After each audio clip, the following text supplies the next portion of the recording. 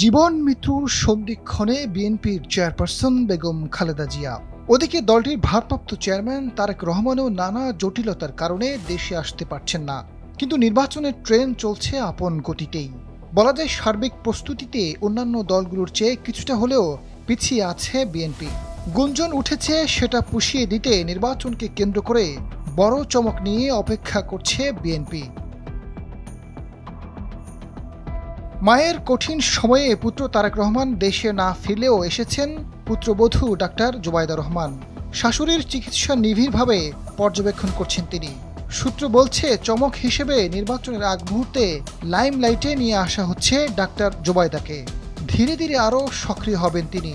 ক্ষমতায় গেলে সম্পূর্ণ ক্লিন ইমেজের জোবাইদাকে প্রধানমন্ত্রী করে তারেক রহমান থাকতে চান দল পরিচালনায়। তবে বিষয়টি এখনও ঘরোয়া আলাপের মধ্যেই সীমাবদ্ধ রয়েছে বলে জানা গেছে। আসন্ন নির্বাচন ঘিরে 237 আসনে দলীয় প্রার্থী ঘোষণা করেছে বিএনপি। 63 আসন জোটের প্রার্থীদের জন্য ফাঁকা রাখা হয়েছিল বলে প্রাথমিকভাবে ধারণা করা হয়। কিন্তু দ্বিতীয় দফায় আরও 35 আসনে মনোনয়ন দেয় দলটি। অর্থাৎ শরিকদের উপর ভরসা করতে পারছে না বিএনপি। দুই দফায় সব মিলিয়ে 272টি আসনে প্রার্থী দিয়েছে বিএনপি। এককভাবে ক্ষমতায় যেতে সব ধরনের প্রস্তুতি নিচ্ছে তারা। আর তখনই সামনে আসে কে হবেন প্রধানমন্ত্রী। ক্ষমতায় যাওয়ার পথ কঠিন না হলেও নেতৃত্ব নিয়ে চরম সংকটময় পরিস্থিতিতে রয়েছে দলটি। ঠিক সেই সময় দলের হাল ধরতে প্রস্তুত ডাক্তার জোবাইদা রহমান, মনে করছেন অনেক বিশ্লেষক। তারেক রহমান বিএনপির মনোনীত প্রার্থীদের তালিকায় থাকলেও তিনি এখনও ভোটার হননি।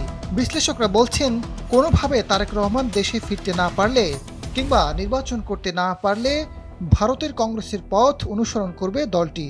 কেননা সর্বশেষ কংগ্রেস ক্ষমতায় যাওয়ার পর সোনিয়া গান্ধী দলের প্রধান ছিলেন। মনমোহন সিংকে প্রধানমন্ত্রীর দায়িত্ব দেওয়া হয়। ডাক্তার জোবাইদা রহমান যেমন জনপ্রিয় তেমনি রয়েছে ক্লিন ইমেজ। তিনি এখনও কোনো আসনে প্রার্থী না হলেও 28টি আসন ফাঁকা রয়েছে। তফসিল ঘোষণার পর যে কোনো একটিতে মনোনয়ন নিতে পারেন।